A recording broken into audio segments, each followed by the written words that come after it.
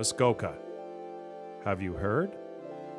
Canada may be on the global map these days, but not all is so easily discovered. Away from the hustle and bustle of Canada's cultural hub, Toronto, lives Muskoka, an anything-goes escape from the city, where over 1,600 pristine lakes, vast forests, and friendly locals await. Just bring your biggest smiles and your wildest dreams, because this is where memories are made. Experience the magic of Muskoka for yourself.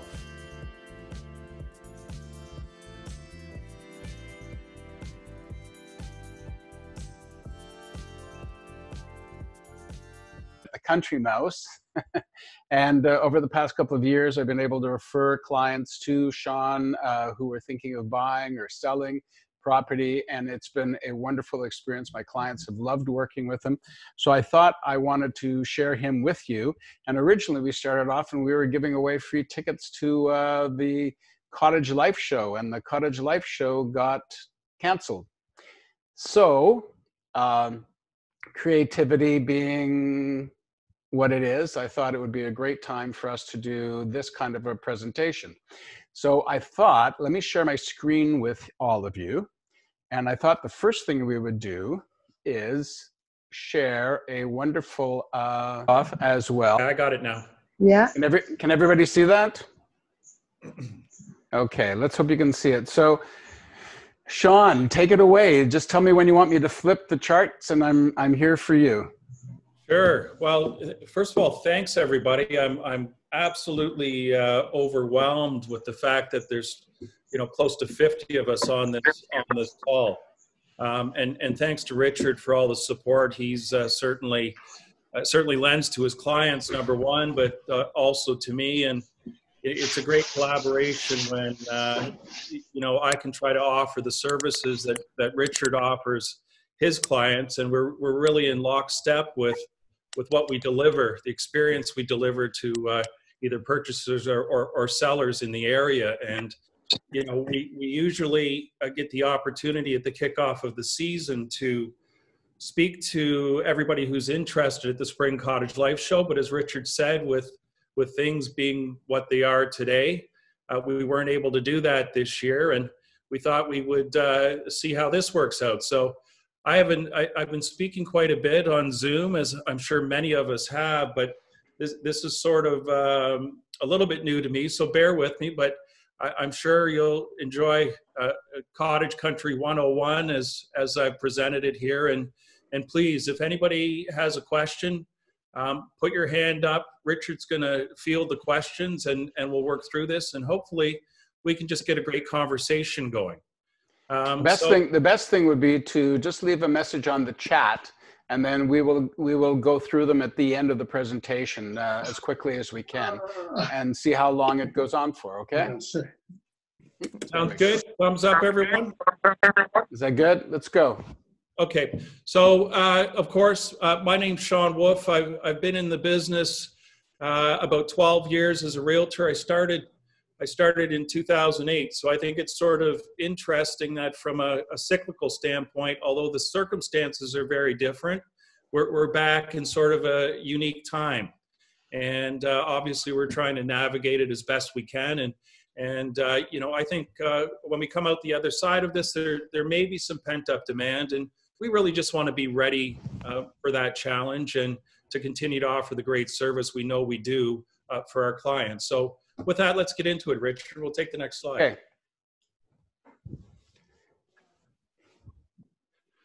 So basically what we're going to cover here are really what I look at or things to consider with purchasing a cottage or a waterfront property. So, of course, location is important, access, what buildings are there on the property, waterfront, what the waterfront looks like, what the exposure is, and the topography. And so I see from John in San Francisco. Welcome, John.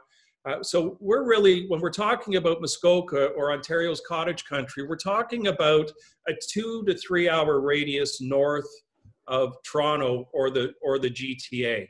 So we'll get into a little bit further about location, but for those of my friends who are in the US, when we talk about Muskoka or Cottage country, the main area we're talking about is a couple hours north of Toronto.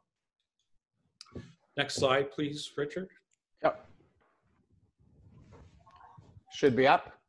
There we go. So again, look, location's really important for any purchaser, and for any seller. They've been through this process already. They know the location that they're in. They probably have come to love it. But typically, buyers will be satisfied with a 2 to 2.5 hour driving distance from Toronto. And if you've ever been on the 400 on a long weekend or a Friday afternoon, sometimes that can get extended out quite substantially to 3 or 4 hours, depending on whether there's traffic or not.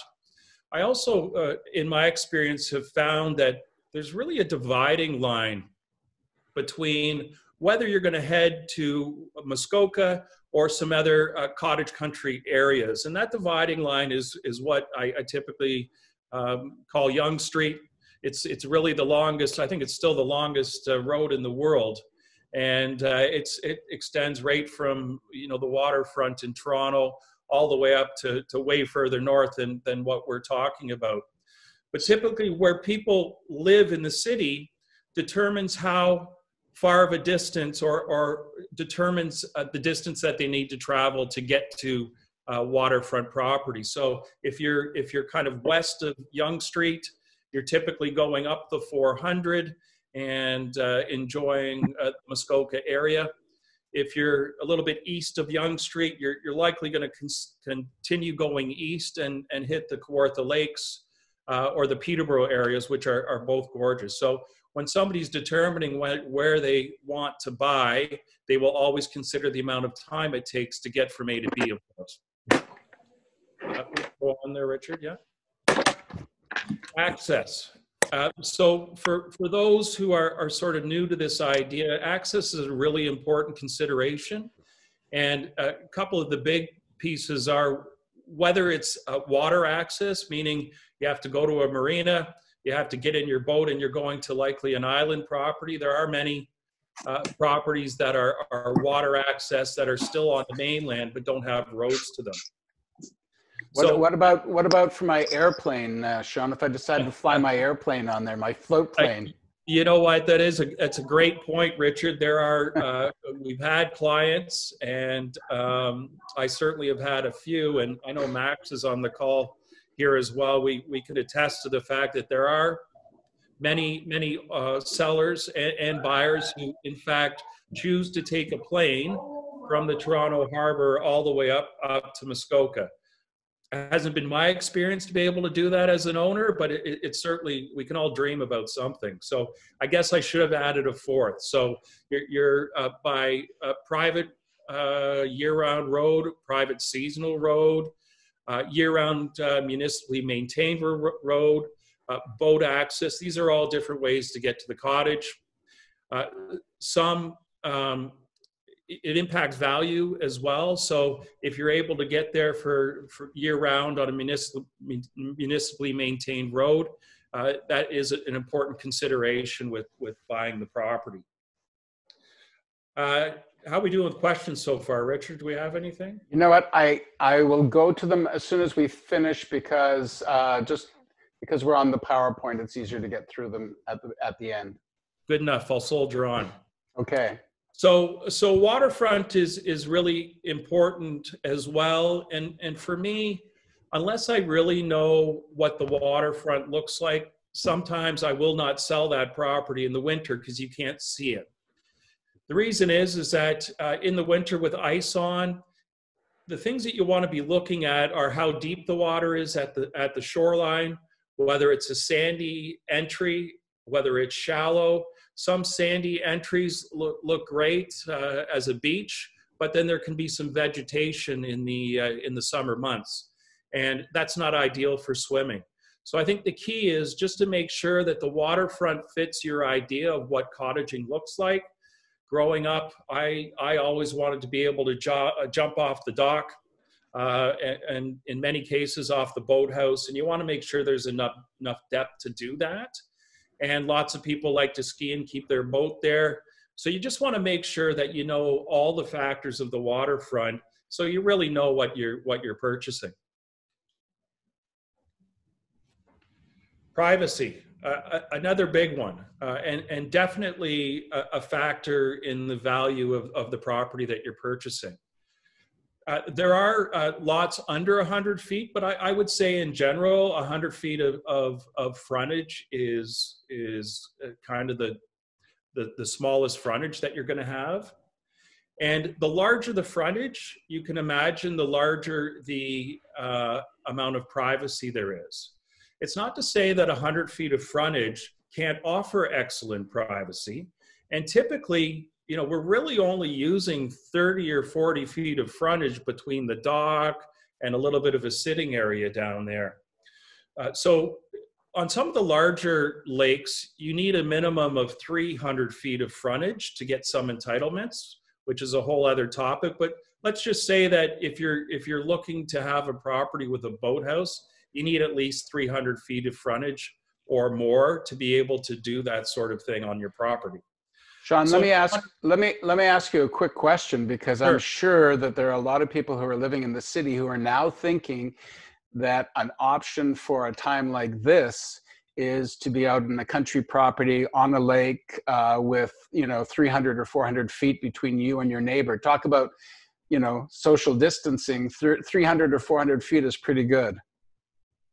Well, it certainly is. And some of these properties can have, you know, 4, 5, 6, 7, 8, 9 acres. So there's lots of opportunity for social distancing. And you know, certainly when I wake up in the morning and go for a walk, I rarely see anybody. So I've got the ultimate location right now for social distancing. Perfect. So the base value of a lot, however, just keep this in mind, is typically gauged by how much frontage that you have. And on some of the smaller lakes, you can probably get 100 feet of frontage, if you can find it, for that matter, in the $400,000 range. For 100 feet of frontage on one of the bigger lakes, you can be upwards of 800, 900, $1 million. And it just accelerates from there based on some of the factors we're talking about today. So it's interesting for a city mouse like me, because in the city, we judge the value of a property oftentimes on the frontage, but the frontage on a street, where you would judge the value by the frontage on a lake or a private reserve or something like that. Yeah, no, it's a great point, Richard, because when you arrive at your cottage property or your waterfront property in this area, you're actually arriving to the back of the property. You're not Right. arriving to the front. The front is considered where the value of the property is, which is on the water. So that's a great point, Richard. Next slide. Yep. Should be there. It's exposure. There we go. So I'm sure you can all imagine what the number one desired exposure is for cottage property. It's definitely west or southwest. People are looking for all-day sun, and of course, all of these factors go into the value of a property. All-day sun is great, and what they're especially looking for is the sunset. That is what people think of when they're winding down their day of having a cocktail on the dock, or you know, a sunset water ski or wakeboard. Everybody's looking for that sunset, as well as the all-day sun. Now, that's not to say that the other exposures are not equally as ideal. It's just a different perception. Lots of people like waking up to the morning sun and having the sun shining on their face with the coffee on the deck. That's great too. North, depending on the topography or the landscape, can provide all-day sun in certain aspects, or you might be able to enjoy the sunset from your dock depending on an alternate exposure. Sean, I can one see thing that, myself. I can see myself on that dock with with a beer in my hand and or a cocktail, and it's watching the sunset, and it's feeling yeah, good. It's looking good. yeah. I maybe I may have to come and visit you. Well, I actually have east exposure on my place, and you know what? I just love sitting down there with the sun coming up in the morning. Yeah. It's a great way to wake up. You know, the other thing to keep in mind, I was visiting one of our affiliates in Seattle. I think it was last spring, and we were out on the lakes there where Bill Gates has his place, and there's these Yeah. multi-million-dollar mansions. And I snapped a picture as we were going by in the boat, and it was sort of mid-afternoon, and the sun was beating down, and this property clearly had the most glorious west exposure. And what I noticed, which sort of sums it all up, is that every single blind in that house was down. They must have been getting basically fried in their living room. And so, you know, that's one of the things you need to consider with a west exposure, is that you may love it outside, love the sunset, but you won't be able to stand your living room mid-afternoon, or you won't be able to enjoy the view because you got your blinds down and you've got your air conditioning cranked. Yeah, exactly. You know, It but still, does put reality into effect sometimes, especially in the city. We'll deal with that sometimes when you're high on a condo and it's south facing. It's a wonderful view, but you get a lot of heat even during the winter. You have a very warm area that sometimes you'd love to be able to open a window or put on air conditioning, but sometimes it's not available. well, Anyway. and you know where the sun lands because you probably have a little indent in the carpet because your dog's lying there. It's their favorite spot for sure. Exactly. But Exactly. your air conditioner is going to have a tough time to keep up, and you know, as climate change happens, it is getting really, really hot in the afternoons up here, and people are less apt to be in the sun as much. So When you mention climate change, last year, tell us a little bit about last year and the floods that you saw up in Muskoka. yeah, definitely. So, you know, we're experiencing a unique situation right now with COVID-19. And when I think about last year, our season up here, and it is seasonal because of ice being on the lakes all winter, that just came off last week. But last year at this time, if I think back, our season was delayed as well because of flooding. I remember I had a closing on a pretty significant property on Lake Muskoka. And it was the end of April, beginning of May. And that boathouse, the deck of the boathouse was under 3 feet of water. Oh my And God. so what happens is I believe it's the Ottawa Basin watershed, that the water comes all the way through the Muskoka River, comes into Lake Muskoka rises, and then it goes out through the Moon River into Georgian Bay. And there was just so much water that the water levels were really high. They didn't let enough water out over the winter, and then we did have some flooding problems. So that certainly is a consideration when buying near that watershed, or near the Muskoka River, or on Lake Muskoka, is to really understand. And I think what it really points out to a lot of people as well is it's very, very important for you to be working with a professional who knows the area. They understand, they know about the water issues, they know about sump pumps and all the other things that we need, and water quality. And you're much more aware of it. And oftentimes, it would be great for me. I would love to go out and sell a property in Muskoka, but it's much better for me to refer it to you because you know the background. Yeah, it would be like me trying to sell a property and not in the city and not understanding what the parking situation is. Exactly. I wouldn't be representing my client properly, and I would need some help with that.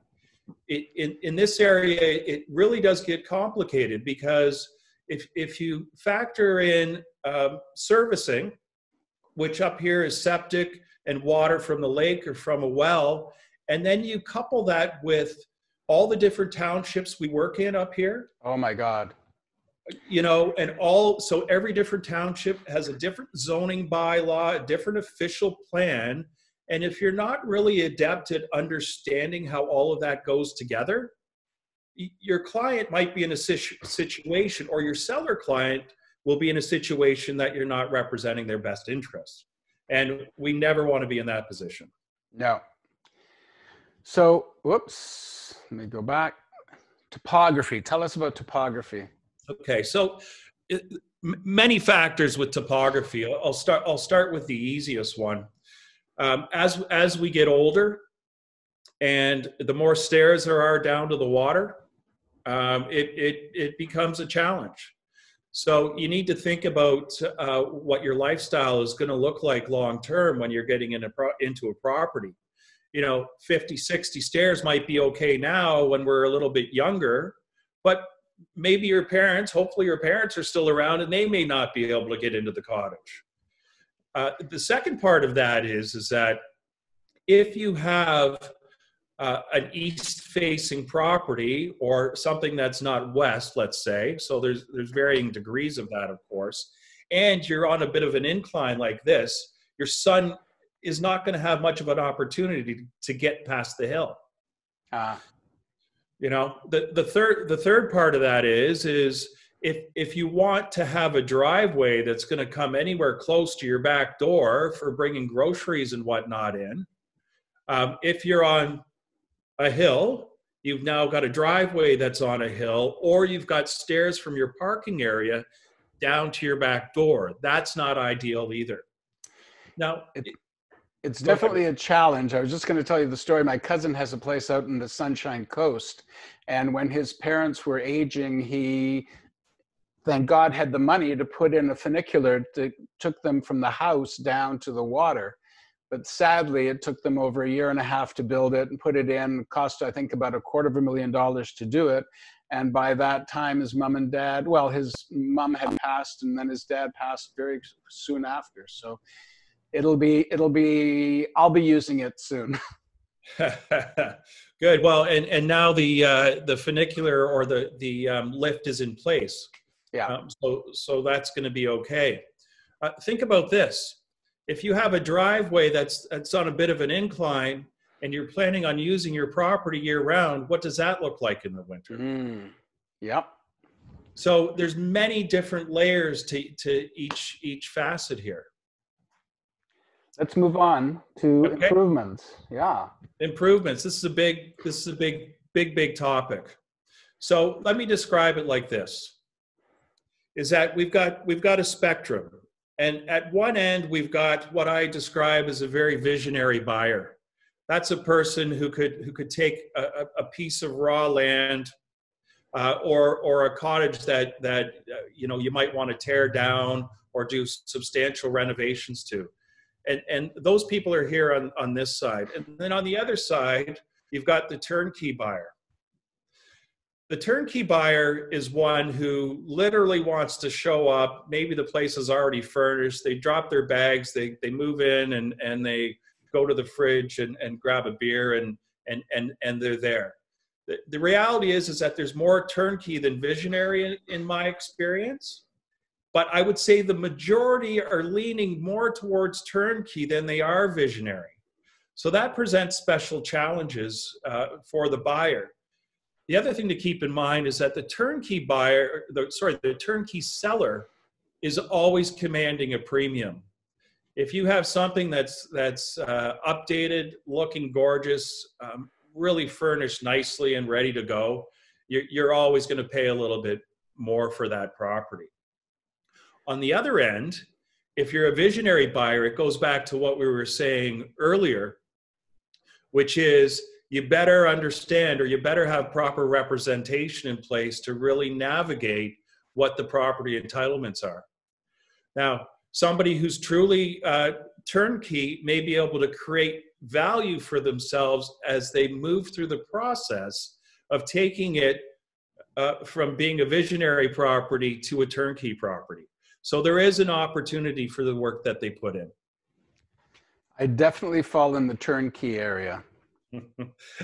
Me as well. Now, remember, this is a spectrum, right? So you can be more leaning towards turnkey, but the improvements that you're going to do are less minor than a substantial renovations. Yeah. So coming in and updating a kitchen or doing some new flooring or maybe adding a Muskoka room, those would put you more in the turnkey category than the true visionary, or somewhere in the middle. Services. Yeah, so on to services. So we talked about this a little bit earlier. We know that the majority, well, all of them are typically on septic. So it's important when you buy a property to understand what's there. If you're more of that visionary buyer, you're likely going to have to deal with your septic at some point. But at the start, you want to know how old it is. Has it been maintained? Is the septic bed in good shape? We certainly have home inspectors that can help us with that process, but it's important to know what's there.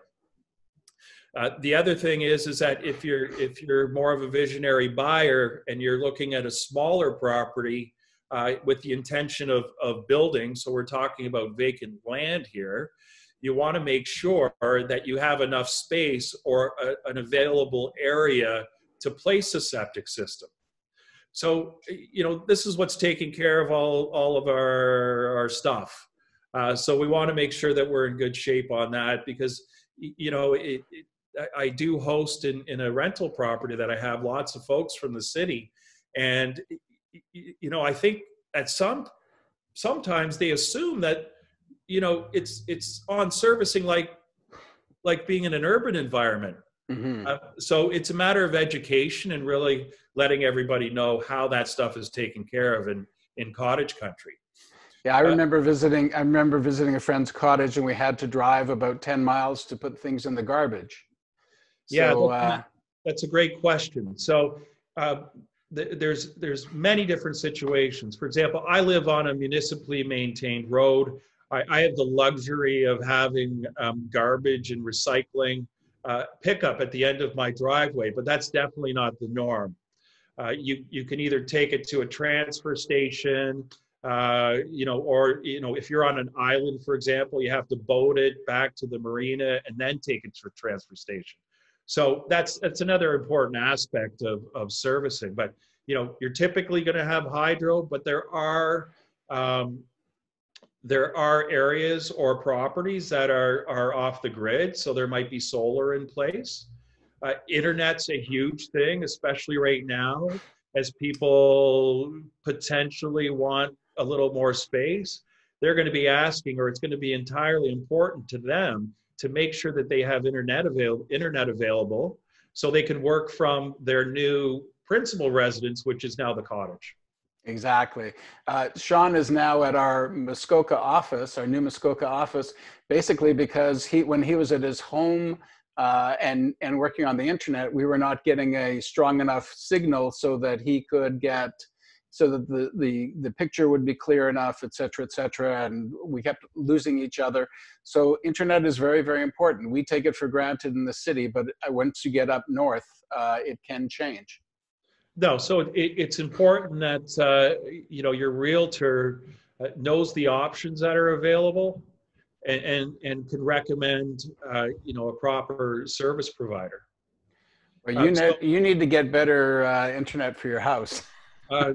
Listen, Richard, I've been working on it. It wasn't too long ago that I was still on dial-up, believe it or not. So I believe it. I believe it. The fact that I can stream Netflix once in a while is good. Yeah. Okay. The other thing I'll mention is that water systems are an important consideration as well. Typically, you're taking from the lake. There is filtration systems available and UV lights, so you can get potable water, which is important if you're financing. So we've got the chat going now. So let me see if there are some questions. Oh my God, John Caruso is there hey, John, how are you? Oh my God. Hey, John. It's great to see. Hey, John. Okay, questions. Can you give us a location? Oh, you looked on the map. We've got it. Yeah, just north of the city. Beautiful property. Short-term rentals. Sure. What's happening with short-term rentals these days? Well, right now they're being strongly discouraged given our current climate. But you know, in a normal season, short-term rentals are fine here. They're encouraged. It's a large part of the economy up here, and a lot of the businesses that are very seasonal, you know, depend on tourism. So, does every neighbor love the fact that you're renting out your cottage? No, but I think at the same time, if you're properly vetting your guests and making sure that you have the right systems in place, you can do it and do it well. I would love to hear about opportunities outside of the Muskoka on smaller lakes and in other locations, east like the Kawarthas, Lake of Bays. Are there opportunities on the smaller lakes outside of Muskoka near cute little towns like Dorset, Baysville, Bracebridge, and would also like to hear about the cottage rental ban that's being enforced. Yeah, so is that real? It's I don't know how they're going to enforce it, but places like Airbnb or cottages in Canada, you know, it's being encouraged that nobody's leaving the city and coming up to Cottage. So I'm not sure how they're enforcing it, but they're certainly relying at everybody's good judgment to stay where they are. And the reason for that is very simple.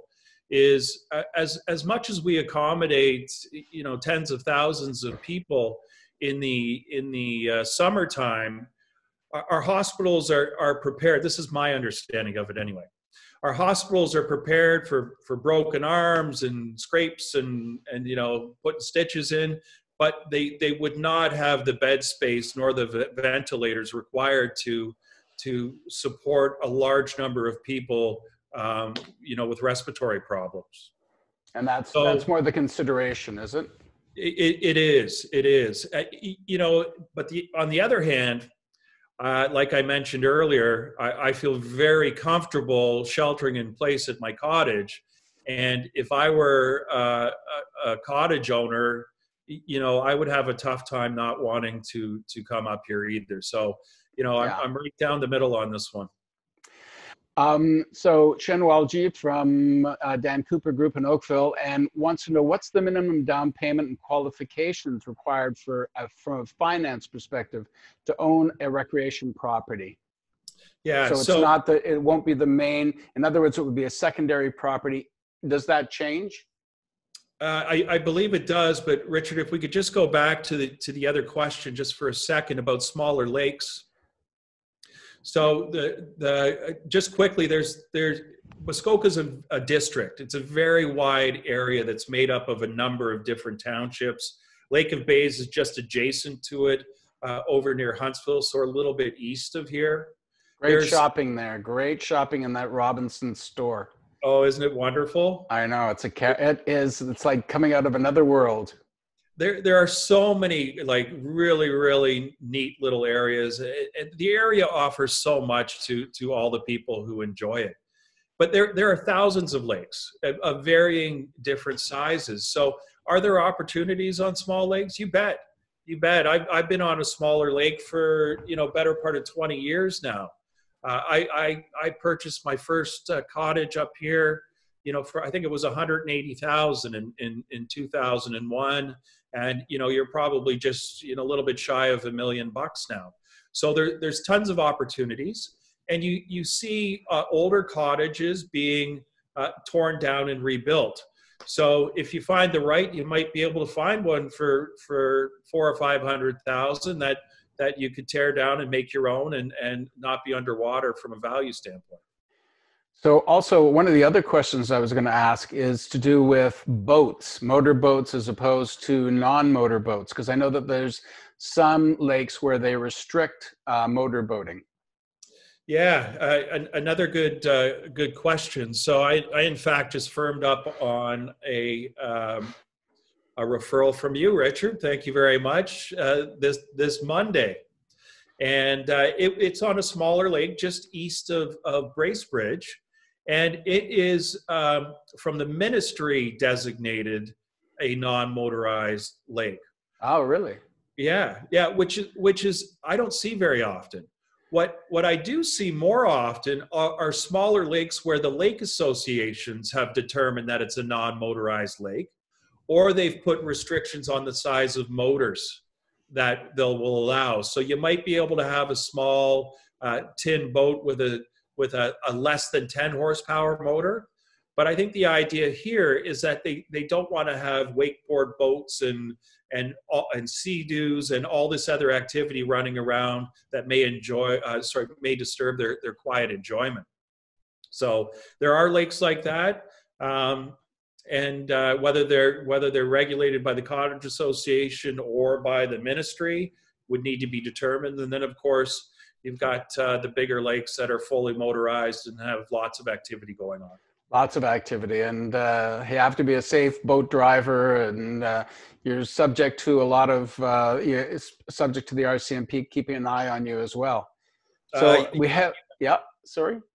And you also see, I've seen folks who have had properties or have cottaged on the larger lakes moving to smaller lakes because they're finding the activities too much.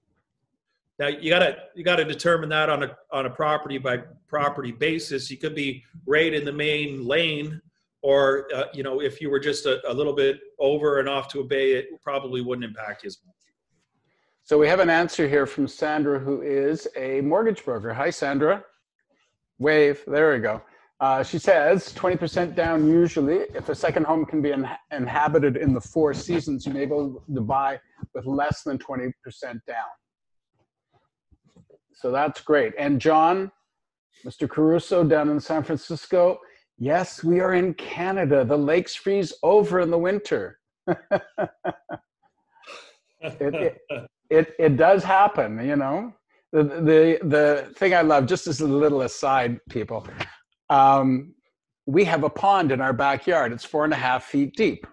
And every time people come out in our backyard and they look around, they look at the fish in the pond and they go, "Oh, what do you do with them in the winter?" And I go, "Well, what do we do with fish in the winter? They go down, they go down to the bottom." So how we doing? Any more Good. questions? Let me see. I think I saw Friley had a question. Sorry, Friley. Hey, Friley. Where are the feeder markets for Muskoka? Oh, everywhere. Los Angeles. Yeah. We've had quite a number of movie stars up in Muskoka, haven't we? We certainly have, and some of them are still around here. I would say to answer that question, it's generally the GTA or Southwestern Ontario, but we get lots of people from New York and New York State and New York City. Historically, there have been lots from Chicago, LA, really over North America.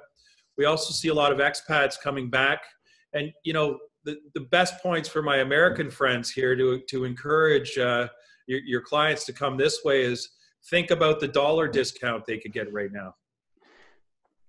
Yeah. And we also go down to a lot of conferences in the States and we support them with our money. Yes, of course. They're probably missing our tourism right now as we are theirs. So something here from Williamson, it says, having grown up in Muskoka and now owning property there, the history of the region attracted me. Originally, it was the place to be for North USA residents in the Toronto area who traveled by train to Gravenhurst and took mail ships from there to the former farming houses and became resorts, Cleveland House, Elgin House, and now Lake Joe Club. I've explored the area, and as National Geographic indicated in 2011, the Muskoka region is one of the top places to vacation in the world. Some of our friends from the South may not realize that when you get into Muskoka, you basically get into the Canadian Shield. And so the topography changes and it becomes really quite something to see. Yeah, you know what? That's the history is really, really interesting. In fact, there's a couple of there's at least 2, if not more, steamships that still operate. So if you're exploring the area, you can almost go back in time, hop on the Seguin and tour the lakes. But just as a quick addition to that, what I learned was that the further the ship went to drop you off, the more exclusive the area. And as you move out from Lake Muskoka into Lake Rosso and Lake Joe, development happened further out over time. So northern Lake Joe has got some of the most gorgeous properties with the best privacy, most waterfront, and most exclusive areas. So it really is a neat history. So Andy, our friend from out in Victoria. Hey, Andy, how are you? Andy asked what a Muskoka room is, because I assume if you have Muskoka Cottage, you have Muskoka, each of them are Muskoka rooms, but tell me what a Muskoka room is. You know what? We sometimes get lost in our vernacular. Yeah. And so, yeah, quite simply, it's a screened-in porch. So, in the springtime, there may be a couple of mosquitoes and black flies around. So it's always great to be able to sit outside at dusk in a screened-in porch to enjoy the sights and sounds. So yeah, Muskoka room's essentially a really nice screened-in porch. So I think that our friend John from San Francisco wants to move up here, and we'd love to have him here.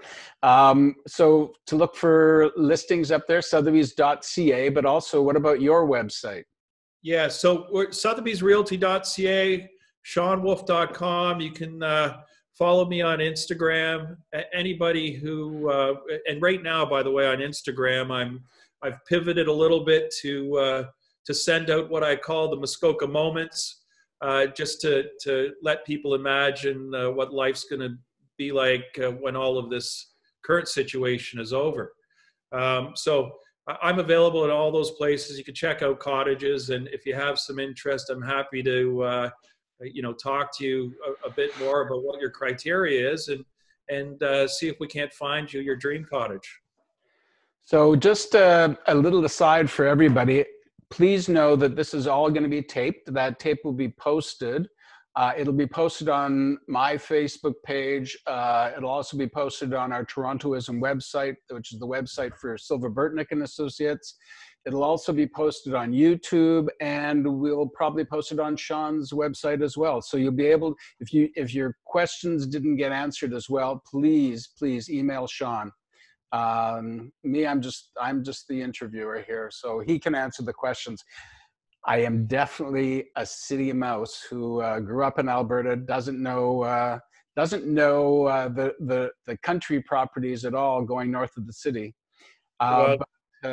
You may be a city mouse, but you certainly are in front of this, our current situation with the technology you're working with, and all the great interviews that you've done. And if people are interested, there's lots more to talk about. We could certainly get into a little bit more detail about areas, townships, and maybe some other planning considerations to think about. Does anybody, if people are interested, can you just give us a hands up that you would be interested in a further conversation next week? Because we can do again next week, 4 p.m. on the Thursday, and that would be great to see. Absolutely, 48 hands. Yep, great. Great. So Perfect. we'll come back here next Thursday at 4 p.m. at the same location, and I'll post another invite, and we'll get into deeper issues. We'll dig deeper. I want to talk a little bit about where the heating system goes down, 50 feet, 100 feet into the yard. And we don't have that in the city as much. We do have it in more of the suburbs, but. Yeah, you're talking geothermal. I mean, there's lots to talk about. And, I certainly would be happy to do more of this, or if anybody, just wants to speak to me one-on-one, let's connect and keep the conversation going. And, the more we can do this sort of pre-education before physically going out and seeing property, the better, because then you're actually, you have in mind what you're looking for, and the considerations are what I look at when I'm showing property to evaluate. But I will mention one important thing is that, it's probably similar in the city as well, Richard. There's no perfect 10 out there. If we get a 7 or 8, we're in really good shape. But it takes seeing a few to really understand that that's the case. So, Sean, while we've got you here, give us your phone number. So area code 705-774-0029. And your email address. SWOOF, so SWOOF as in Frank. Yes, my last name is actually Woof. I didn't say anything. I said nothing. Listen, I grew up with it. I understand. It's okay. Roll call was always the worst time.